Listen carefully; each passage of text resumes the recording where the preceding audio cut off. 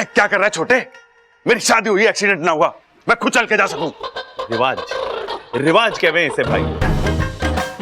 शादी की रात को दूल्हे को इसी तरह खींच के ले जावे हैं अंदर, और बीच बीच में ना ऐसे इस तरीके से हंसना भी पड़े हैं। हंसा भी जावे, लेकिन हंसा क्यों जावे? अरे यही सोच के कि ये लो एक और बेवकूफ फंस गया शादी के झमेले में। आओ, अरे चल रहे टाइटैनिक, हट बीच में से। नहीं, मैं आपको अंदर जाने नहीं दूंगा। अरे छोटे, समझा इसे, मैंने ममता से बकायदा शादी करी है। अब ये तो क्या, इसका बाप भी मुझे न रोक सकता। अंदर चलो, हट रहे बीच में से। ना, मुझे मम्मी के ऑर्डर्स नहीं मिले, और जब तक मुझे मम्मी के ऑर्डर्स नहीं मिलेंगे मैं आपको अंदर जाने नहीं दूंगा। अरे कभी अपने बाप की तरफ से भी सोच लिया कर। हाँ पापा, वैसे सोचने की एक कीमत होती है। भाई देखा, घर वाले हमें कहते रहते हैं अकल दौड़ाओ, दिमाग लगाओ, सोचो सोचो सोचो, लेकिन उसकी कभी कीमत ना देते हमें, इसीलिए तो ना सोचते हम। अच्छा चल छोड़, बता क्या कीमत है? सोच के बताता हूँ। हाँ, स्पोर्ट शूज लूंगा, वो भी महंगे वाले, तभी आपको अंदर जाने दूंगा। स्पोर्ट शूज महंगे वाले? सबल दे दिए सर। आप चिंता मत करो, चलो आप। हाँ। चल भाई, तेरे को स्पोर्ट शूज खिलाता हूँ। आओ! क्या कर रहे हो?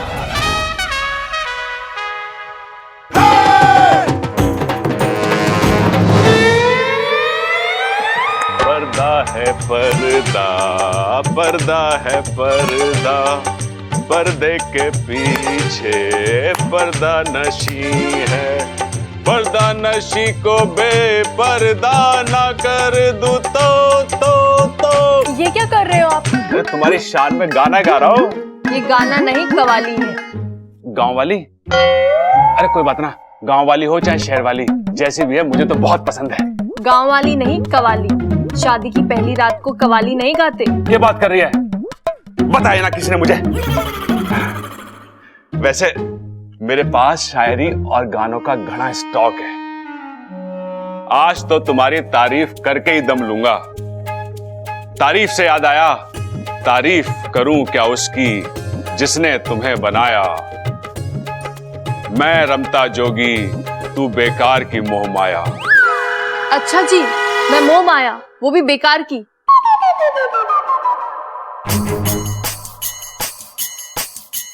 मैं थोड़ी ना पीछे पड़ी थी। अरे कोई बात ना, एक और शेर सुना देता हूं। मैं भी पहलवान का बेटा हूं, जब तक कुश्ती जीत ना लूं अखाड़ा नहीं छोड़ता। जब तक आप अच्छी वाली शायरी नहीं सुनाओगे मैं अपना घूंघट ऊपर नहीं करूंगी। ठीक है, मैं सुनाता हूं। हंसते रहो आप हजारों के बीच में, जैसे हंसता है फूल बहारों के बीच में। रोशन हो आप दुनिया में इस तरह, जैसे होता है चांद सितारों के बीच में।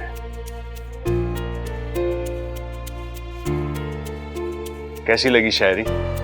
अच्छी है। कच्ची है? अरे कोई बात ना, पक जाएगी।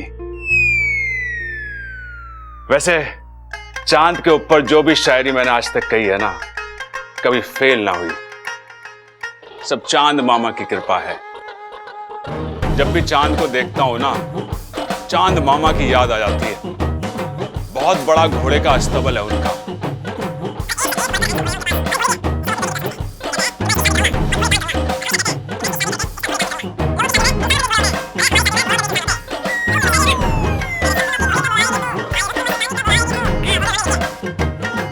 चांद मामा ने लिखी है।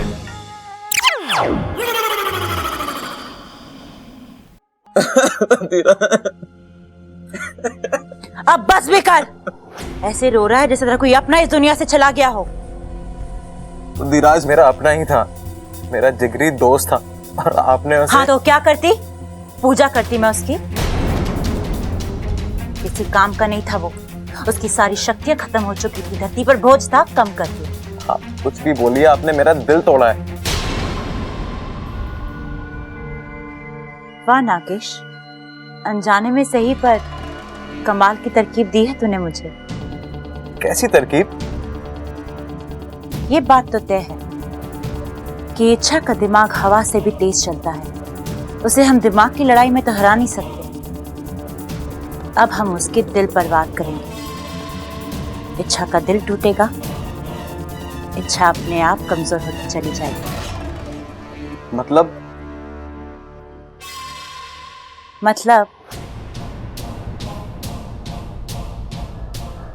जब कोई अपना मरता है तो बहुत दुख होता है ना नागेश। मैं आपका इशारा समझ गया। बताइए किसे डसना है? उस बबल को डस लूं? खबरदार जो बबल की तरफ आंख उठाकर भी देखा तो। अगर बलि चढ़ानी है तो घर के बड़ों से शुरू करते हैं। जाके डस ले उस दादी। दादी इस घर की नींव है। जब वो टूटेगी तो ये घर अपने आप बिखर जाएगा।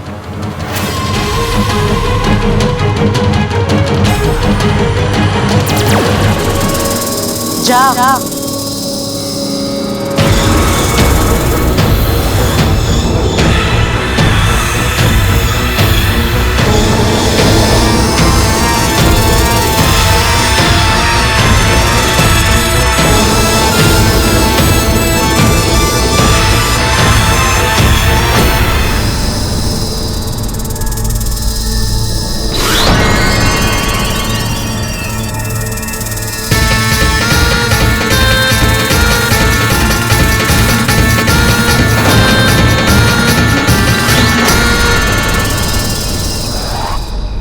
बधाई हो इच्छा, तुमने बुद्धिराज को खत्म करके ये साबित कर दिया है कि मेरी सपोली सिर्फ समझदारी नहीं, बहादुर भी है।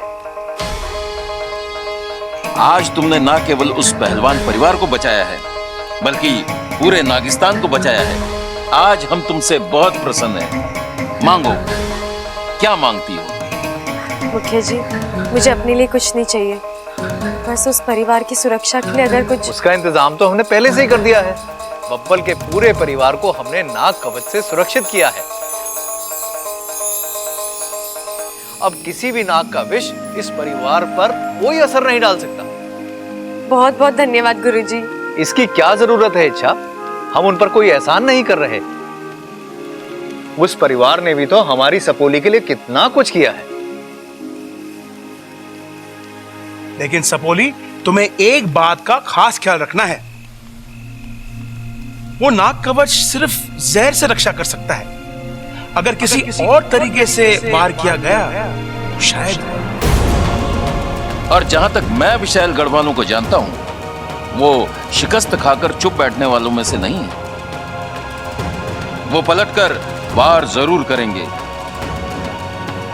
और इस बार का वार ज्यादा भयानक होगा। जानती हूँ मुखिया जी, विशैलगढ़ वाले उस परिवार को सीढ़ी बनाकर मुझ तक पहुंचना चाहते हैं। वो कुछ भी कर सकते हैं और इसलिए तो हर पल मैं साये की तरह उस परिवार के इर्द गिर्द घूमती रहती हूँ। लेकिन सबसे बड़ी समस्या तो ये है कि हम अब तक उस विशैलगढ़ की नागिन की पहचान नहीं ढूंढ पाए। वो कौन है और मेरे पीछे क्यों पड़ी है? मैं अपनी तपस्या से उस नागिन तक पहुंचने का प्रयास कर रहा हूं और बहुत जल्दी मैं उसकी पहचान ढूंढ लूंगा। और तब तक मैं बब्बल जी के परिवार का सुरक्षा कवच बनूंगी।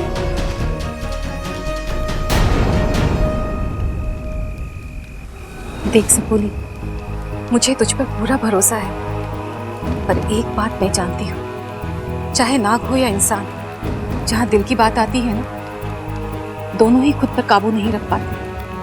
मुझे बब्बल से दूर रहना होगा। सपोली, उससे तेरा मेल मिलाप अच्छा नहीं है।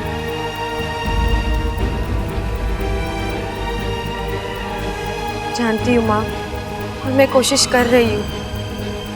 आपकी सपोली आपका भरोसा कभी नहीं तोड़ेगी।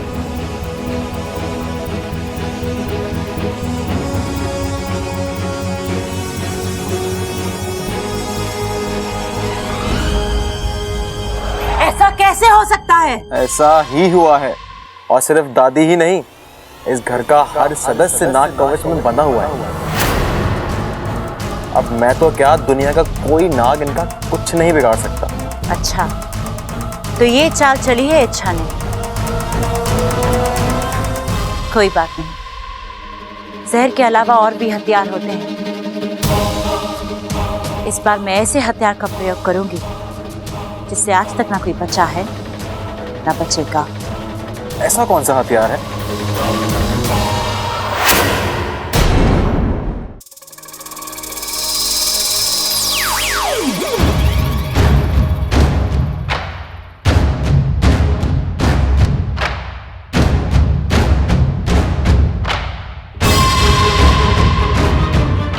ये इच्छा इस वक्त कहां से आ रही है और इतनी परेशान क्यों लग रही है?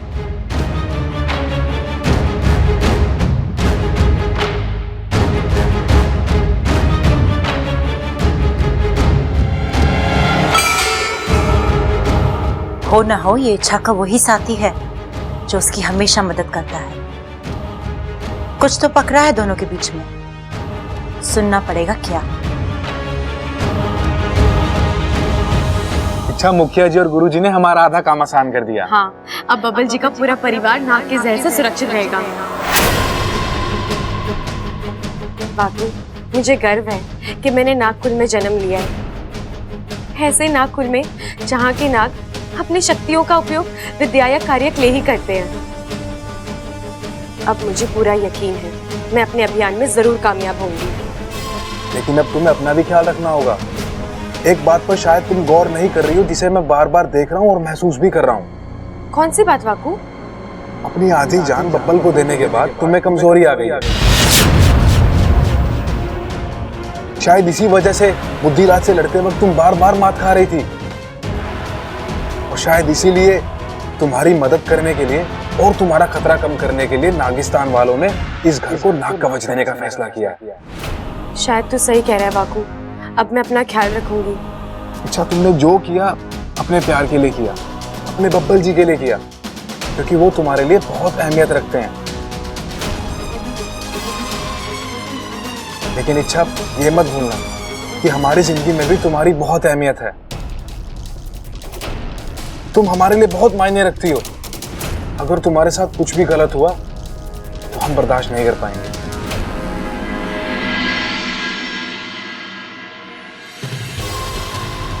अच्छा, तो ये बात है। इच्छा की आधी जान बब्बल में है और इसलिए मेरे डसने के बाद भी उससे कुछ नहीं।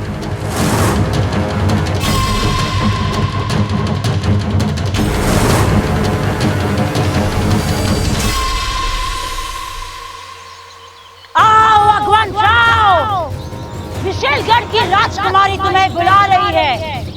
मुझे तुम्हारी मदद की जरूरत है अगवंश। अपनी आग अपने साथ लेकर आओ। आओ।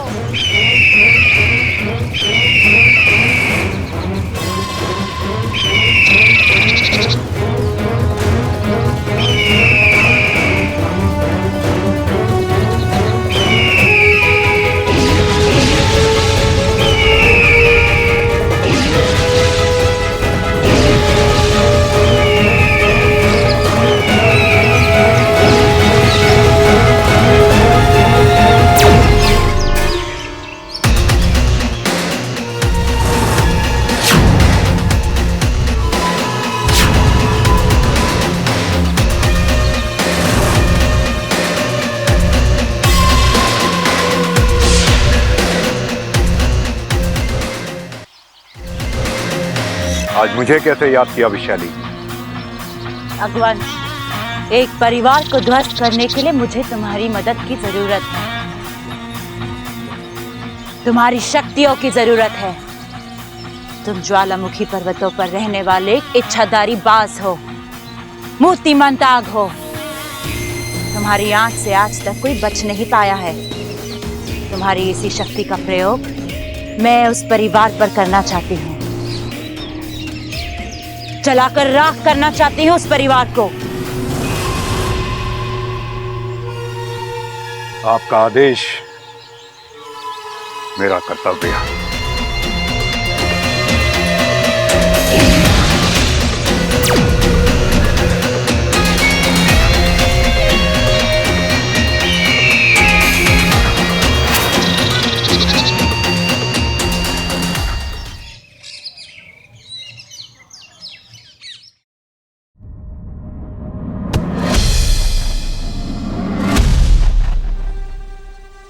तुम कहाँ गई थी? कुछ जरूरी काम था। ऐसा कौन सा जरूरी काम निकल आ गया फिर से? कम से कम मुझे तो बता कर जाती। आपको? मेरा मतलब है तुम घर में किसी को तो बता कर जाती। एक मिनट, मेरे कुछ निजी काम भी तो हो सकते हैं और जरूरी नहीं है मैं अपनी हर एक चीज हर एक के साथ शेयर करूं।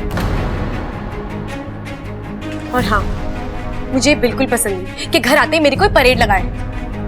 इसमें परेड की कौन सी बात है? सीधा सा सवाल है, सीधा सा जवाब दे दो। टेढ़े जवाब क्यों दे रही हो? अगर मेरी सीधी बातें किसी को टेढ़ी लगती है तो इसमें मैं कुछ नहीं कर सकती।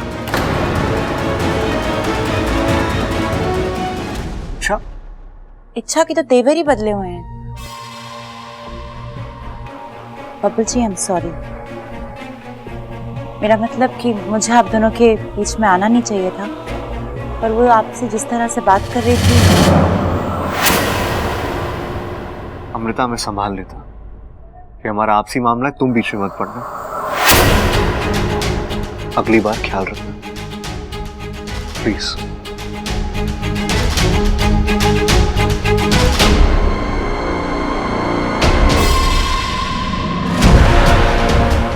अच्छा, तुम्हारी हर गुस्ताखी का जवाब तुम्हें मिलेगा, जरूर मिलेगा।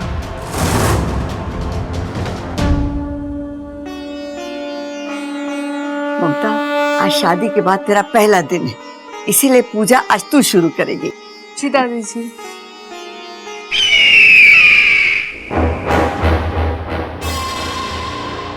अरे यो कैसी आवाज थी? तुझे सुनाई दिया? माँ, इसको सुनाई दिया आज। अरे बड़ी डरावनी सी आवाज थी। अरे ना ना, हल्का सा आवाज का झोंका था। तू ममता पे ध्यान दे, पूजा पे ध्यान दे। पूजा, ममता जाके सबसे पहले घी का दिया जला। जी दादी।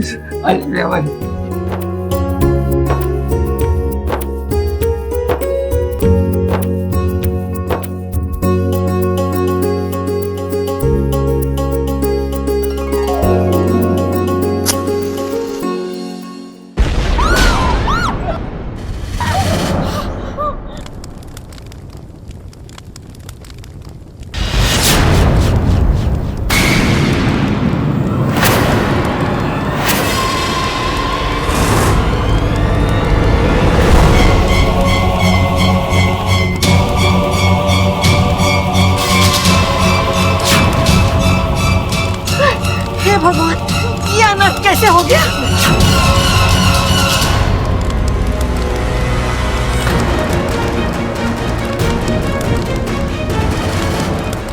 अरे प्रबल, जाके पानी लेके आ। आप बुझाओ। ये आग लगी कैसे? बड़ी तेज लगी है पिताजी, थोड़ी गर्म है ये, लेकिन ये केसर वाला रंग बड़ा जच रहा है इस पे। अरे बावले, खड़क ये नहीं पूछ रहा कि आग अच्छी है या बुरी है, खड़क ये पूछ रहा आग लगने की वजह क्या है। कैसी बातें कर रही दादी, ये कब पूछा पिताजी ने? बबल जी संभाल कर।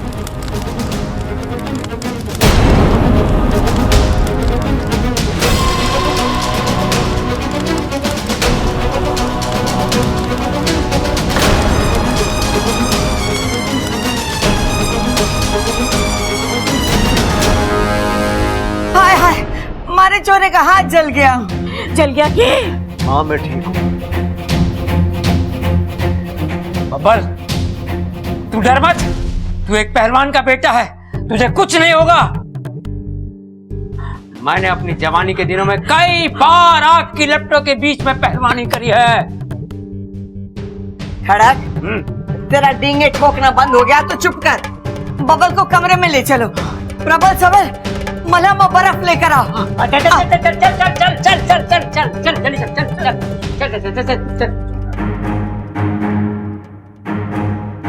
अरे भाई, तू क्या सोच रहा है? भाई, दादी ने मलहम तो बब्बल के हाथ पे लगाने के लिए मंगवाया, तो बर्फ क्यों मंगवाई? अरे शायद आग में डालनी होगी। अरे भाई, आग बुझाने के लिए पानी चाहिए होता है। बर्फ लाएंगे कब, वो पिघलेगी कब, उसका पानी बनेगा कब, आग बुझाएंगे कब? कैसी बातें कर रही दादी यार। ये तो मैंने सोचा ही ना।